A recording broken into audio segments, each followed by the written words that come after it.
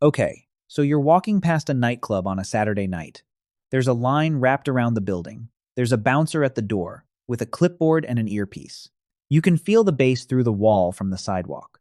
And through the window, you can see it. Every seat taken. People three deep at the bar, waving cash, ordering $15 cocktails like they're ordering water.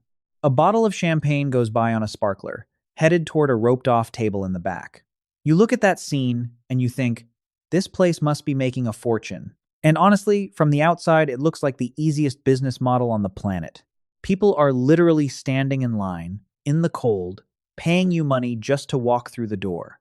Then they get inside, and they pay you even more money for drinks that cost you almost nothing to pour. Here's the problem. You are looking at a business that pays rent 365 days a year to make money roughly 15 hours a week.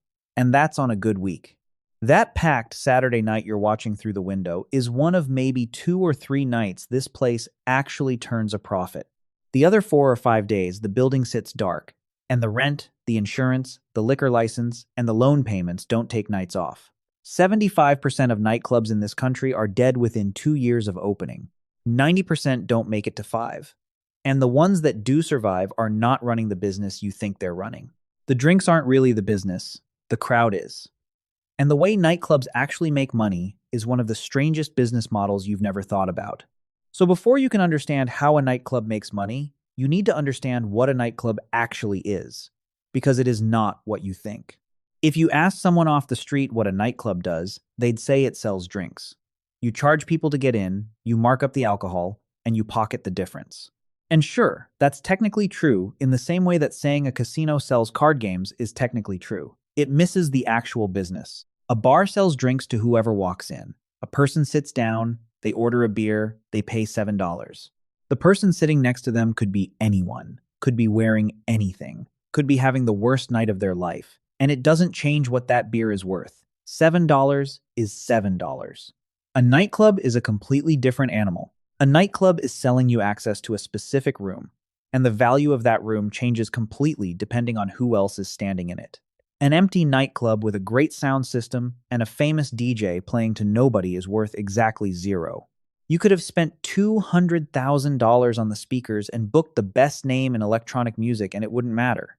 The same room, same DJ, same sound system, packed wall to wall with the right crowd, and suddenly the tables in the back are worth tens of thousands of dollars an hour. Nothing about the room was different. Same speakers, same DJ, same sound system. The only thing that changed was who was standing in it. That's not how a normal business works. A coffee shop doesn't become more valuable because the customers sitting inside are better looking. A hardware store doesn't charge more for lumber because the parking lot is full of the right cars. A movie theater doesn't raise ticket prices because the other people in the audience are wearing nicer clothes. But a nightclub does. Literally. The product is the room, and the crowd is what gives the room its value. And this isn't a small industry.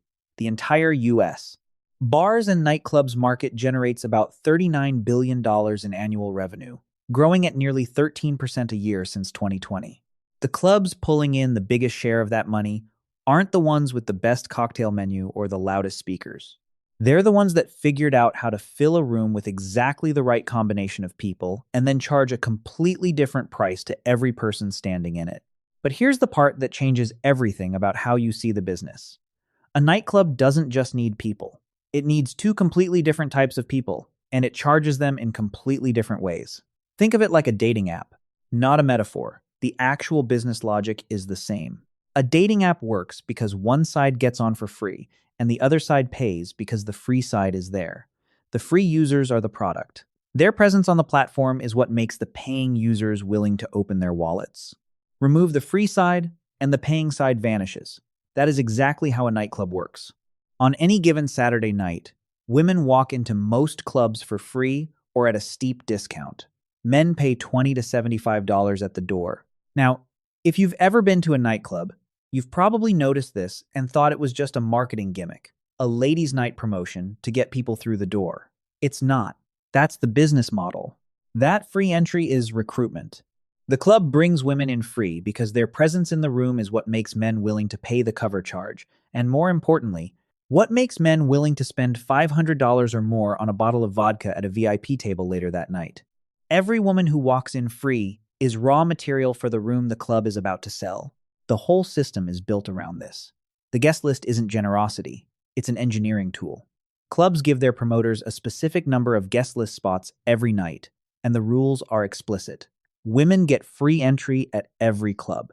Men only get on the list if they bring an even ratio of women in their group. If 3 guys show up without any women, they're not getting in on the list. They're paying full price at the door, if they're getting in at all. That's not a social preference. That's quality control on the raw material that makes the whole operation work. The dress code operates on the same principle. It looks like a fashion standard from the outside. From the inside, it's product quality assurance. If the crowd doesn't look right, the room doesn't feel right. If the room doesn't feel right, the bottle buyers don't spend. Everything connects back to the same question. Is this room worth sitting in tonight? And the promoters who manage all of this are not employees. They're independent contractors, paid purely on performance, because their job is to solve the single hardest problem in the business. They have to manufacture the crowd that the club is going to sell to before anyone has walked through the door. They are, in every meaningful sense, the supply chain, every night, from scratch. And once you understand this part, the rest of the money in the nightclub business starts to make sense. Because the crowd is only half the equation. The other half is what the club does with it once it's in the building. If this is already changing how you see nightclubs, hit subscribe. It gets way more interesting from here. So the club has the crowd. Now it needs to turn that crowd into money. And the way it does that is not what you'd expect. You might assume the main revenue comes from the bar. Hundreds of people ordering drinks at $10, $12, $15 each all night long. And yeah, the bar makes money. The pour cost on spirits at most nightclubs sits between 18 and 25%, which means for every drink the bartender pours, the club keeps 75 to 82 cents on the dollar. That is a healthy margin. But the bar is not the real money. The real money is bottle service. Here's how it works. A bottle of Grey Goose vodka costs the club about $20 wholesale. At a VIP table, that same bottle sells for $300 to $600, depending on the night and the venue. That's not a markup of 2 or 3 times. That's a markup of 15 to 30 times. And that's before you add the table minimum, which is the amount your group has to spend before tax and tip just to sit down. Table minimums at serious clubs start at $500 and go up from there. At flagship venues like LIV in Miami, you're looking at a minimum of $1,000 per table, climbing to $6,000 for premium spots on a big night. And at the top of the market, it gets absurd. Excess Nightclub in Las Vegas generated between $103 and $105 million in annual revenue, making it the highest-grossing nightclub in the country 5 years in a row. Hakkasan, same city, hit $100 million. The top 10 clubs in Las Vegas combined for $378 million in a single year. But the thing people miss is that the bottle isn't really about the vodka. Nobody is paying $500 because they love the taste of Grey Goose. They're paying for the table, the location in the room, the visibility. They're paying for real estate inside the building. And what makes that real estate worth anything is who else is in the room when they're sitting at it. And the numbers get even stranger when you see who's actually filling those rooms. Remember the promoters from earlier? The independent contractors who build the guest list every night? This is where their piece of the business gets interesting. A promoter doesn't get a salary. They don't get benefits. They don't get a guaranteed paycheck. They get paid in one of 3 ways. A flat fee from the venue, a percentage of the door or bar revenue they generate, or a commission on the bottle service tables they fill. Sometimes it's a combination of all 3, but the structure is always the same. They eat what they kill, and the best ones eat very well. A strong promoter working 2 or 3 nights a week at a serious venue can pull in $3,000 a week from guest list and table bookings combined. Promoters who work with celebrity clients and high-net-worth regulars can earn $500,000 a year or more. That's the kind of number that makes accountants look twice, especially when you realize the promoter's entire overhead is basically a phone and an Instagram account. But here's what the promoter is actually doing. Underneath all the guest list management and the group texts and the table reservations, they are sourcing raw material. Every single night from zero, a promoter has to recruit, screen, and deliver the specific combination of people that turns an empty room into something a bottle buyer will pay $1,000 to sit in. That's a manufacturing job dressed up in a velvet rope And they don't get to warehouse last week's crowd and roll it out again on Friday. They start from scratch every single weekend. The guy who filled the room last Saturday has no guarantee he can do it again this Saturday, because the inventory has its own opinions about where it wants to spend its night. And the club is completely dependent on them. Without the promoters delivering the right crowd, the bottle service tables sit empty. Without bottle service revenue, the club can't cover its fixed costs. Without covering the fixed costs, the doors close. That's the chain. The promoter is the single most important person in the building who doesn't actually own the building. This is why the good ones have so much leverage. A top promoter who takes their guest list to a competing venue can swing hundreds of thousands of dollars in annual revenue from one club to another just by changing where they send their text messages on Friday afternoon. But the revenue is only one side of the equation. The costs? The costs are where most nightclub owners get destroyed, because the bill for running this business is nothing like what they expected. Opening a nightclub is not like opening a restaurant or a retail store. The upfront cost is in a different universe. A mid-sized nightclub in a decent market runs between $240,000 and $840,000 to open.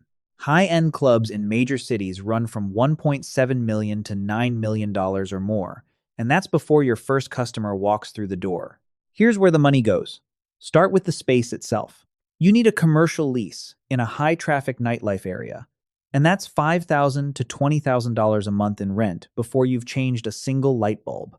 Then comes the build-out. You can't just drop a sound system into a retail space and call it a club. The construction to convert a 5,000 square foot commercial box into something that can legally and safely hold hundreds of sweating, dancing human beings costs between $620,000 and $875,000.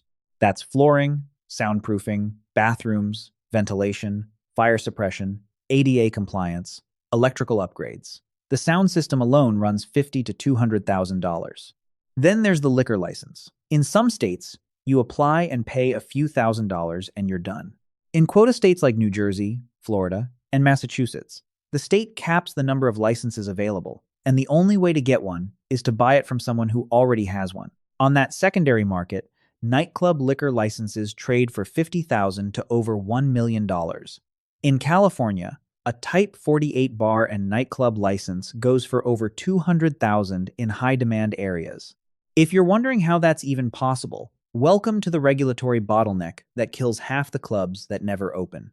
And the expenses don't stop at opening night. Insurance runs $3,000 to $30,000 a year, and in most states, dram shop laws hold you personally liable if an overserved customer causes harm after they leave your building. One nightclub in Trenton got hit with a $40,878 judgment from a single incident where two overserved patrons got into a fight. That's one bad Tuesday. Payroll eats 30 to 40% of your monthly revenue. Bartenders, servers, security, door staff, cleaning crews, all of them working concentrated hours across a handful of nights. And that's the core of the problem. Your operating window is roughly 8 p.m. to 2 a.m., 2 or 3 nights a week. Call it 15 hours of revenue generation per week. But the rent, the insurance, the licensing, the loan payments, and the maintenance all run 24 hours a day, 7 days a week, 52 weeks a year. That math, massive costs, a tiny operating window, and revenue that depends entirely on whether the right people show up on the right night is exactly why most nightclubs don't survive. Those numbers from the top of this video, 75% gone in 2 years, 90% gone in 5. Here's where they come from. The average lifespan of a nightclub in this country is roughly 2 years. That puts it right up there with restaurants for the highest failure rate of any brick-and-mortar business, except a nightclub has an even smaller window to earn its money back. And the failures don't happen because people stop going to nightclubs. Nightlife as an industry is growing. The failures happen because the business model is structurally hostile to survival. And most owners don't understand that until they're already hemorrhaging cash. The first thing that kills them is cash flow. A nightclub bases its entire financial model on making a profit 2 or 3 nights a week. That means if you have one bad weekend, a headliner cancels, it rains, a competing venue throws a bigger event on the same night, you just lost a huge chunk of your monthly revenue, and your fixed costs didn't flinch. The rent is due whether Saturday was packed or empty. New owners almost always underestimate how fast they'll burn through their reserves, waiting for the brand to establish itself, and by the time the crowd figures out that the club exists, the bank account is already in trouble. The building needs money every single day. The crowd only shows up on the good nights. The second thing is that the product leaves. In any normal business, you build your product and it stays built. A restaurant can't have its menu walk out the door. A retail store doesn't wake up to find its inventory, decided to go somewhere else. But a nightclub's product is a room full of specific people, and those people make their own decision every single weekend about whether or not to come back. When a new club opens across town, when the music changes, when the crowd decides your spot is last season's spot, your revenue doesn't gradually decline. It falls off a cliff. 1 month, your Saturday night is packed. 2 months later, the same Saturday is half empty, and the bottle service tables are going dark one by one. The third thing is legal exposure. Liquor license violations, noise complaints, capacity violations, over-serving liability, security incidents. One serious incident can cost you your license, and without the license, you don't have a business. A single lawsuit from an over-serving incident can land a judgment of $40,000 or more. The regulatory environment around nightclubs is designed to be unforgiving, because the last thing any city council wants is a nightclub in their district making headlines for the wrong reasons. But some clubs don't just survive. Some of them print more money than most people think is possible. And the difference comes down to infrastructure. The nightclubs that make the most money in this country are almost all in Las Vegas. 7 of the top 10 highest grossing nightclubs in the United States are on the Las Vegas Strip. Those $100 million years I mentioned earlier, XS and Hakkasan, both on the Strip. A single nightclub, in one building, generating more annual revenue than most hotel chains produce across dozens of locations. But Vegas clubs aren't winning because they have better DJs or more expensive sound systems. They're winning because the casino hotel solves every structural problem that kills nightclubs everywhere else. Start with rent. A standalone nightclub in Miami or New York is paying $5,000 to $20,000 a month for a lease on a building that sits completely dark 5 days a week. A Las Vegas casino nightclub is built directly into the hotel's existing infrastructure. The space is already constructed, already permitted, already wired for the electrical load and ventilation capacity a club needs. The club doesn't carry a separate lease. It operates as an amenity inside a property that's already generating revenue around the clock from gambling, hotel rooms, restaurants, and shows. The nightclub's rent, effectively, is zero. Then there's the crowd problem. A standalone club in any normal city has to manufacture its audience from scratch every single night, using promoters and guest lists and social media and marketing spend. A casino hotel has thousands of tourists walking through its lobby every day. Tourists who already flew across the country specifically to spend money on entertainment. The club doesn't have to find its customers. Its customers are already sleeping upstairs. That advantage alone explains most of the gap between the Vegas numbers and everywhere else. And when your two biggest costs, the real estate and the customer acquisition, are both subsidized by a larger business that's already profitable on its own, the margins on bottle service and door revenue go through the roof. The clubs that survive outside Vegas tend to figure out their own version of the same trick. They rent the space during off hours for private events and corporate bookings, pulling in $2,000 to $10,000 per event on nights when the main room would otherwise sit empty. They treat the building as a multi-use asset instead of a single-purpose nightclub. The ones that hope Saturday and Friday night will pay for everything else are the ones that end up in that 75% failure number. So if you're sitting there thinking about opening a nightclub, here's what all of this actually means for you. The numbers are real, and you should know exactly what you'd be walking into, because the range is enormous, and the entry point is higher than almost anyone expects. A small nightclub, something with an 80 to 150 person capacity in a secondary market, requires between $130,000 and $650,000 to open when you include 6 months of working capital. That's the budget version. A mid-sized club, 150 to 300 people, runs $500,000 to $2.25 million. A high-end venue, 300 plus capacity with serious production value, starts at $1.7 million and can run past $9 million before a single customer walks through the door. And whatever number you land on, the standard advice from people who have actually done it is to add a 20% contingency on top for the things you didn't see coming. Because there will be things you didn't see coming. There are always things you didn't see coming. If you survive the opening and make it past the first year, the profit margins look something like this. Small clubs average 10 to 20% profit margins once they stabilize. Medium clubs, 20 to 30%. Large, established venues with strong bottle service programs can hit 30 to 40%. But those are the survivors, not the average. The industry-wide benchmark for a well-run nightclub that's found its market is 10 to 15% net profit after everything is paid. That's not terrible, but it's not the printing money fantasy that the packed Saturday night suggests from the outside. Owners who make it past the first couple of years typically take up to 50% of the business's profits as their salary, which translates to somewhere between $1,500 and $10,000 per night, depending on the venue, the city, and the night of the week. The range is huge because this business has no middle. You're either making good money or you're bleeding. One move that saves real money is choosing a location that previously operated as a bar or restaurant, a space that already has the plumbing, the electrical capacity, the ventilation infrastructure, and the permits in place can save you well over $100,000 in build-out, compared to converting a raw commercial shell that was never designed to hold people at that density. But there is one more layer to this business. If you're still here, you're the kind of person this channel is for. Subscribe so you don't miss the next one. Earlier in this video, I said a nightclub is a two-sided marketplace, like a dating app that charges one side. That's true, but it doesn't go deep enough. Here's what's actually happening in that room on a Saturday night. There are two completely different transactions running at the same time. Transaction 1. The club is selling an experience to the crowd. The music, the lights, the energy, the feeling of being inside something exclusive. The crowd pays for that with the cover charge and the overpriced drinks at the bar. Transaction 2. The club is selling the crowd itself to the people buying bottles. The VIP table customer isn't buying vodka. They're buying the view from an elevated platform overlooking a room full of people who were specifically recruited to be there. They're buying the feeling of being above the crowd that everyone else paid to stand inside of.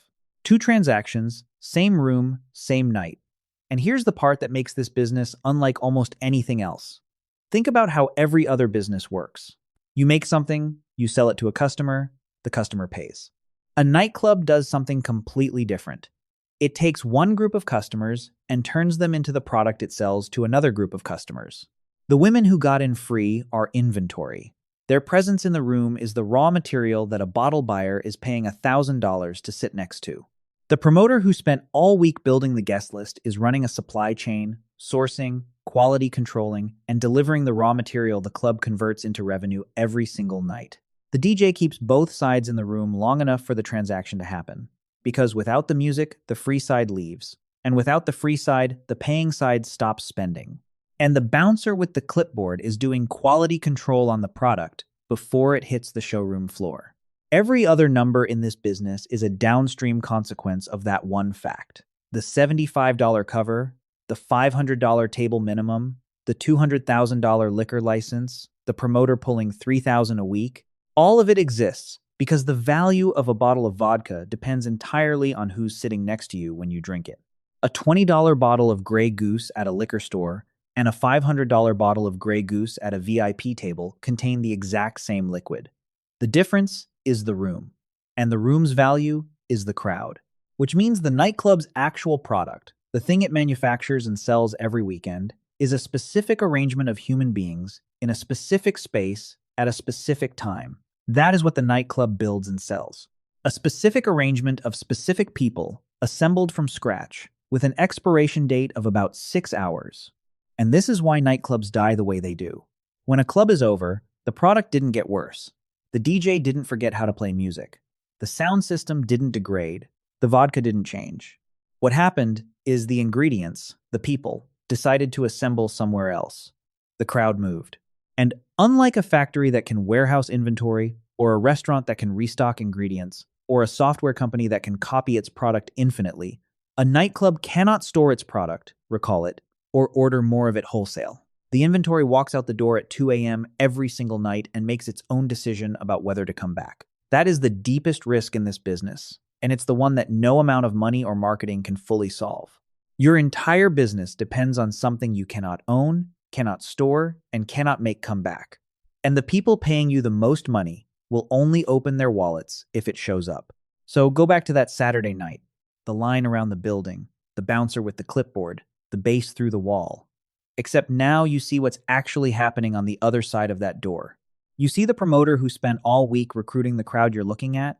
You see the guest list that was engineered to hit a specific gender ratio before anyone walked through the door. You see the bottle of vodka about to sell for 25 times what it cost. Not because the vodka is special, but because the room is full of people who were specifically assembled to make someone feel like spending that money was worth it.